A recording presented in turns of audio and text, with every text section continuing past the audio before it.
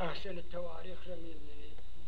بعد یک تاریخی هستش که رو چیزش دستخطش موجود فریدونیه که ترکمن‌های اینجا ما 16 مرتبه با اونا قشون کشیده، مثل اما خان سردار، اما قرت خان سردار که با این بگیره خراسان دعوا میکردن، فهمیده؟ با بگیره استراباد ترکمن‌های جعفروای و عطوای بیشتر. گوکلنگ هم بوده، اما گوکلنگ خیلی کم. گوکلنگ گاهی با بگیره و خراسان میانشون شکر میشد، شکر آب میشد.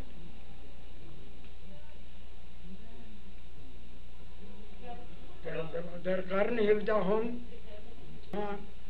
برای ما یک سند بسیار مهم درباره ترکمن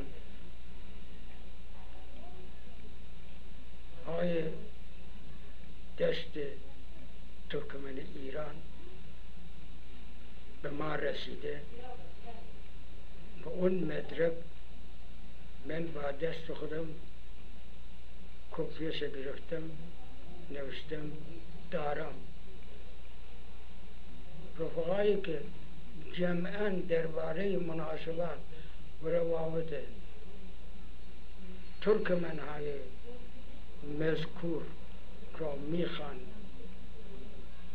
کاملتر بنویسن، اطلاعات علمی تجزیه تحلیل کرده بنویسن، اون مدرک در اختیار من هستش و به چنین آدمی باشه در اختیارشون خواهم گذاشت. خودم میخواستم بنویسم، حالا که چون چشمم اجازه نمیده، طبیعت زیاد با ما همراهی نکرد، اینه که شما رفقای یکم چون جریانی را مخواهیم تایید کنید، یه چیزی را که مخواهیم بنویسید اطلاعات علمی و این حرفایی که من زدم آخرشه قرن 17 همش صورت کلی چطور میگیرن، چطور خان کده، چطور خان سلطان شده بین این ترکمن‌ها یومود گوکلنگ از کنم که یومودهای خیوه و تکه همشه داره. من یه خواهش شما دارم. من یه چیز شنیدم، میخوام اونو بپرسم.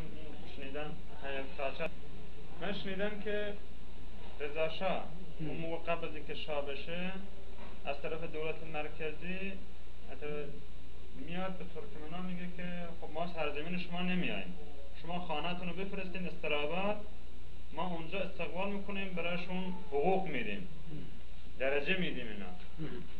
که الان شما تو صحبتتون هم گفتین که یکی از آنها معروف بوده به نام آتاخان و با یه چند تا از خانهای دیگه که یک بار رفته بودن برای گرگان، مثل که هر از چندی اونا میرفتن با همون استراباد که با توطئه همون سرگرد حکیمی گفتی نه؟ اسمش سرگرد حکیمی بود؟ احمد حکیمی اون فرماندار نظامی اونجا بوده دیگه. آره. که با توطئه خیلی وقتم دیات بود اونجا. با توطئه اون کشته میشه اونا. خب این دستور گویا دولت مرکزی هم بوده، یعنی با دستور اون توطئه رو میچینه. من میخوام بدونم که حالا ترکمن‌ها بعضی که اینا را کشتن، یکی از اونها خودشو اسمش کریم بوده؟ کریم مرده. کریم مرده خان بوده نه؟ نه. کریم مرده بوده. تماچ. کریم مرده تماچ. چیزه تابع قربان قرنق فلان که میگوشتن من. تابع اون هست. اهل کجا بودن؟ اون خودشو به آبه نفس سردار میرسن. و زخم اینایی که برداشت بود. باز نمرده بوده، به هر حال جان اونجوری خودش میرسن. نه اون مونده زنده. خودش بعد این خبر داده. این خبر داده. ترکمن‌ها بعد از اون است که در اونجوری جمع میشن با هم تصمیم میگیرن که علیه این توطئه که میخواسته استقلال اینا را بگیره، علیه اون با هم متحد بشن در مقابل همچین چیزی وایستن اینا. اتفاقاً اینجا من میخوام بگم که اینجا معذرت میخوام صحبتم تمام کنم. من اینو میخوام بگم که حکومت اول میاد اینا را اینجوری چیز میکنه که خود خانهای شما خانتون بمونه، ما آنجا نمیاییم.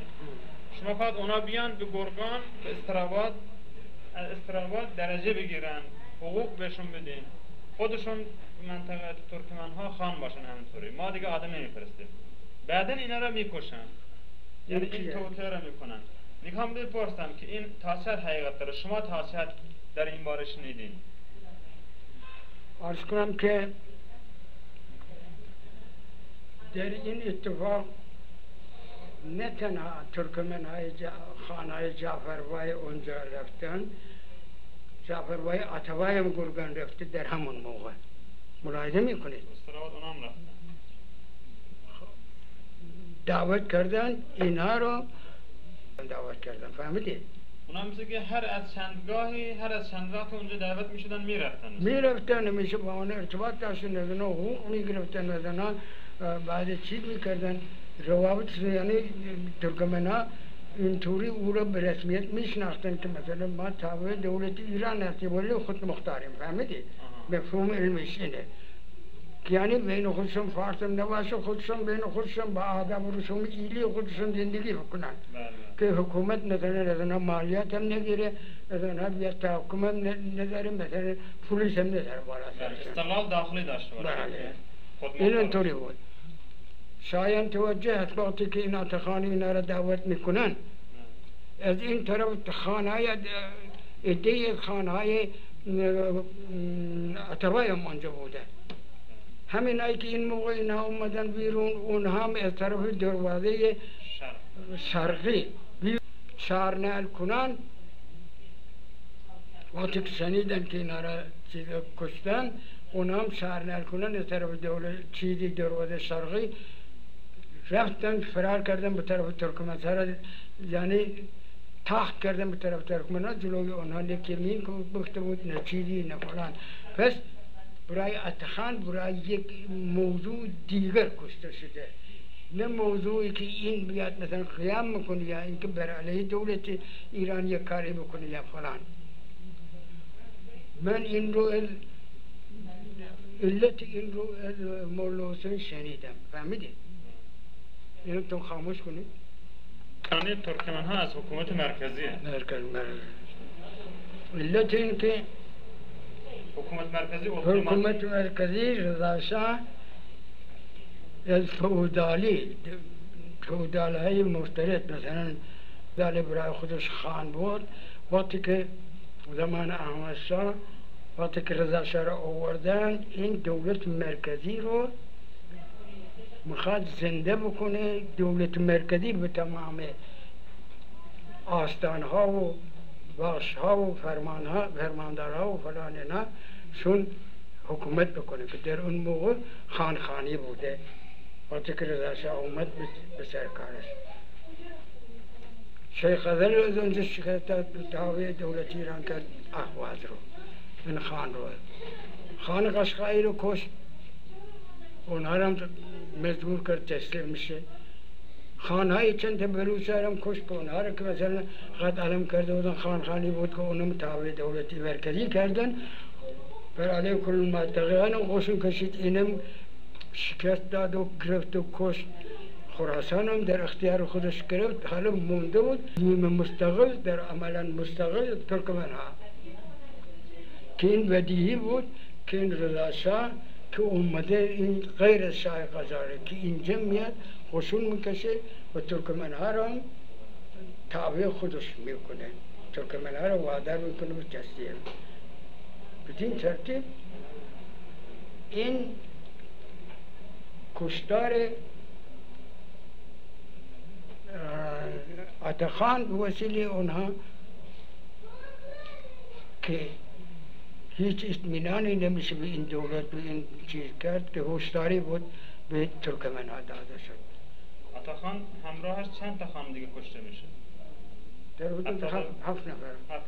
اونا سرشناس بودن ترکمن‌ها؟ اونا هم سرشناس بودن؟ نه، بعضیشون آشنا نبودن، بعضیشون همراه بودن، چون همراه او بودن کشتن دیگه. بس شانسی آوردن. کشتن فقط اتخان مد نظر